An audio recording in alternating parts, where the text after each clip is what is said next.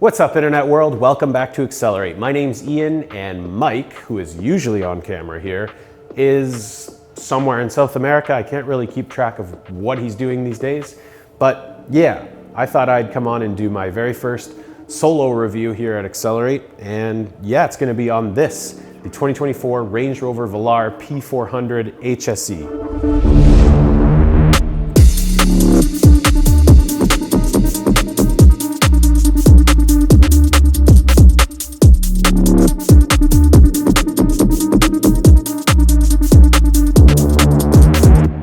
The Range Rover Velar debuted in 2017, so it's not all that old. It shares its platform with its siblings, the Jaguar F-Pace, XF, and XE models. However, the Velar stands out with its slightly longer frame, extending 2.8 inches beyond the F-Pace. One of the very first performance SUVs we ever featured on Accelerate was the 2020 Range Rover Velar SV Autobiography, and for a long time this was one of Mike's favorite performance SUVs. Over time, that video has become our second most watched video on YouTube. Today, the Range Rover Velar starts at $62,000 US in the P250S version. This in front of you is the P400 HSE, and as spec'd, this costs a whopping $102,000 Canadian.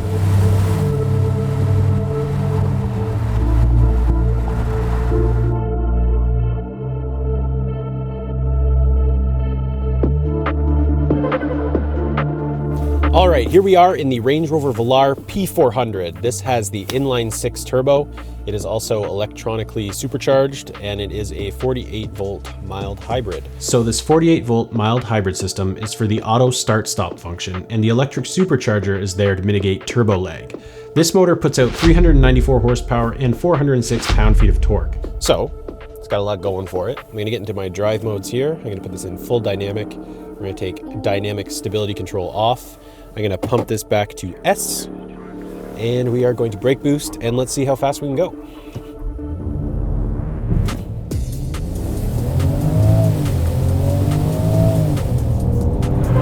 .96. Let's see if we can beat 5.96.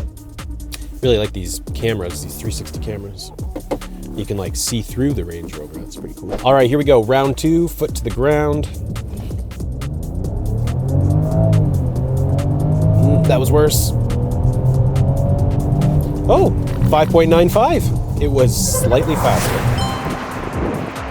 All right, 5.95, that's what you can expect in the Range Rover Velar P400. It doesn't feel super fast off the line, but when you're just cruising around and you gotta get up to speed, or you're doing like a lane pass, then it feels like it's got enough power.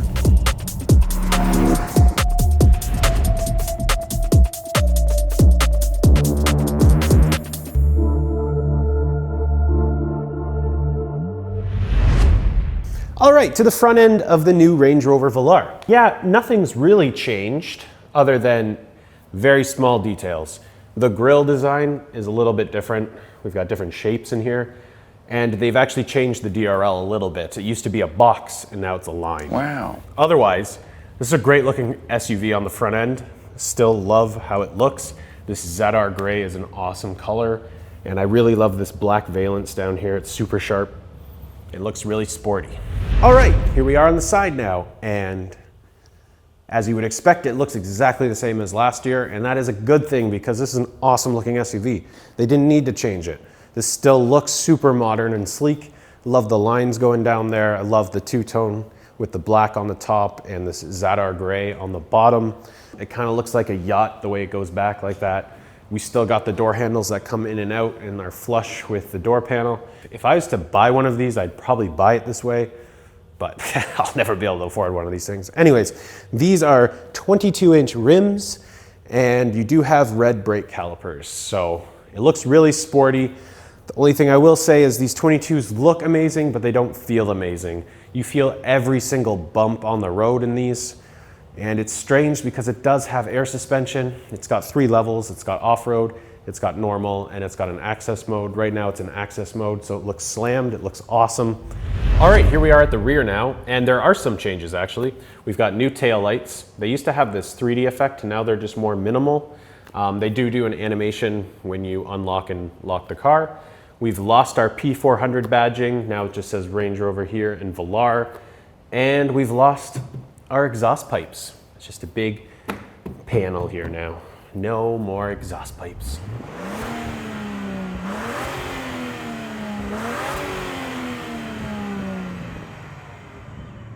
We've got the rear wiper that comes down, which is nice.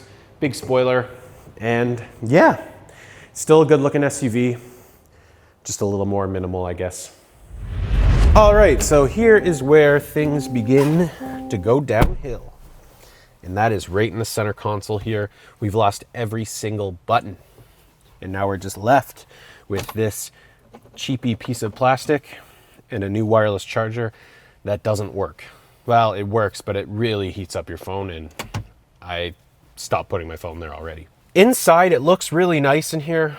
It's just, it used to look better. I actually found with the dual screen setup they had with the screen down here, I thought that looked a lot better with the actual HVAC knobs. This plastic down here doesn't look so great to me. You can option for a dark wood, and I would probably pick that. Otherwise, we've kind of lost all our buttons. We've got the emergency flashers as a button. We do still have a start and stop button. We do still have buttons on the door panel, which is expected. We've got these capacitive touch buttons on the steering wheel. We've got a heated steering wheel. We've got our lane assist. We've got our volume wheel, and then we've got our skip tracks. And then there is also this diamond button, which you can choose to make whatever you want. I know Jacob from Straight Pipes had this, and he made it the massage seats. And I was pressing it, and I'm like, whoa, what's going on?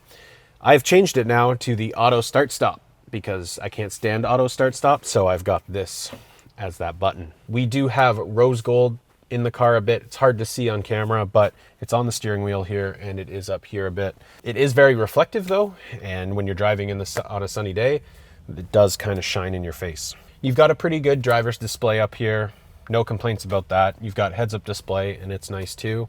This screen actually works really well. I haven't had any glitching or lagging issues with it. Yeah, the hardest thing is just changing your HVAC controls on the screen, especially when you're driving. 2 or 3 times I've been trying to change it and veering off the road. So I wouldn't say it's great for safety. It's just great for cost cutting. Other stuff we've got, cup holder. Cup holders are good. It would be nice if you could hide them like most other cars. Usually there's like a panel that you could hide, but we're not being picky in our $104,000 SUV. We've got this dual setup here for the armrest, and then we've got a USB and a USB-C. Decent amount of storage, it's fine. I wouldn't get this particular color with this white. I think it feels a little hospital-y, but the seats are super comfy. You've got leg extensions. You've got massage, like I mentioned. It's still pretty nice in here. It's just, buttons can stay. Save the buttons. I know a lot of people are like, save the manuals. I'm like, save the buttons. All right, so let's take a look at this screen really quick here. First things first, this is what the home menu kind of looks like. You can customize this however you want. You can have your little shortcut buttons here too. So like heated seats, auto start on and off, your different drive modes come down like this, or you can click this button here for drive modes. This is where you can do your auto start stop again, dynamic stability control on and off. You've got your ride height, so no access normal off-road. I've been driving this primarily around in comfort. I don't really think you need to drive it in anything else. And this is where, as I was mentioning, not a huge fan of this. This is your HVAC controls, your fan speeds right here. Then you've got your heated seats, your cooled seats, and then your temperature. This is just a lot to think about while you're driving. And then when you accidentally hit something, you're like, what did I do? And then there is actually another menu underneath that for where the fan speed or where your fan direction goes. And I don't know, this is over-engineered to me. And then I guess if your person you're driving with wants to do their HVAC, then you just have a full HVAC screen, which is interesting. You do have your like max defrost on the side here, so at least they did keep those shortcuts handy. When we hit home here, let's hit these icons, and we've got a few different options. This has the dynamic handling package. You can do a bunch of this stuff where you can make the suspension more sporty, gear shifting more sporty, steering sporty, and the engine will become a bit more sporty. It's not that crazy, but we've got a stopwatch, we've got lap times, and we've got a G meter. And then what you probably are most concerned about is Apple CarPlay and how does it look? Well, it looks like this. And it's pretty responsive. No issues there. Works pretty good. Other cool features with the Velar, you do have this air quality option. It is an option. You don't get this with the Velar. You have to buy this. But it has a ionizer, and it shows you how the air quality is inside and outside the vehicle. I always think that's pretty cool, especially as someone with allergies. So other cool stuff with the Range Rover, the 3D cameras are pretty cool, and you can kind of get different views. You can go around the car like this. Here we are in the studio, and it will actually move with you as you drive. It's pretty sweet. The wheels even turn. I think that's always been kind of a cool feature. We just have so many different camera options. And yeah, it's cool. Like any off-roading Range Rover, we've got wade sensing. It'll basically tell you how much water you can take on. We've got our ride height here again. Different terrain modes. We've got auto, grass, gravel, snow, mud ruts, and sand, and comfort. And then we got some 4x4 info here. It's really cool that you get all this stuff. And we've got obviously our massage seats. Let's just see how that looks. I've got it on right now. You can pick your different intensities and different types of massage up here. And then also with seat heat, you can pick where your heat's coming from. Do you want it on the bottom or do you want it on your back? Before we jump to the back, I just want to say these headrests are awesome. They are so comfortable, and I have really appreciated those throughout the week.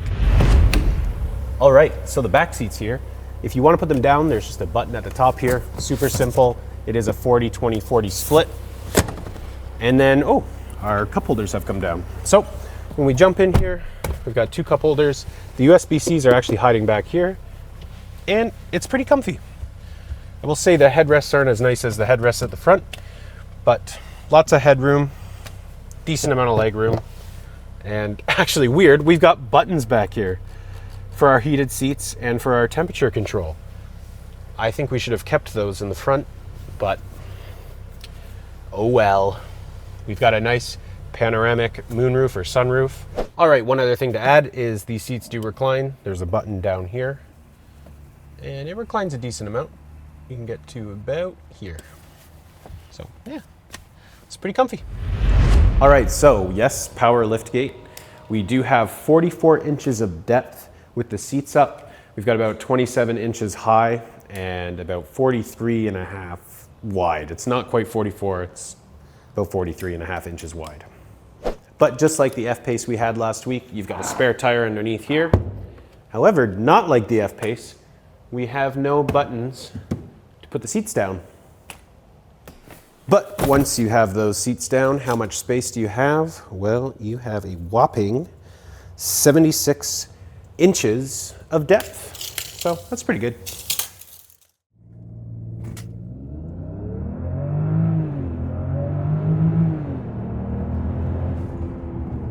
All right, let's talk about driving impressions on this Range Rover Velar P400. I've lived with it for the week now, and I also lived with the F-Pace SVR last week, and I know they're kind of share a lot of parts, the F-Pace and the Velar. And the SVR, I can't compare this car to an SVR, but what I will say is the SVR felt like it took the bumps better than this Velar does. So that's strange. This is supposed to be like the comfy, cruiser, lofty, all that jazz. So it's weird that this doesn't feel as good as that. So I'm out here where we always film usually, and this next road here is very bumpy. So let's see how this handles the bumps.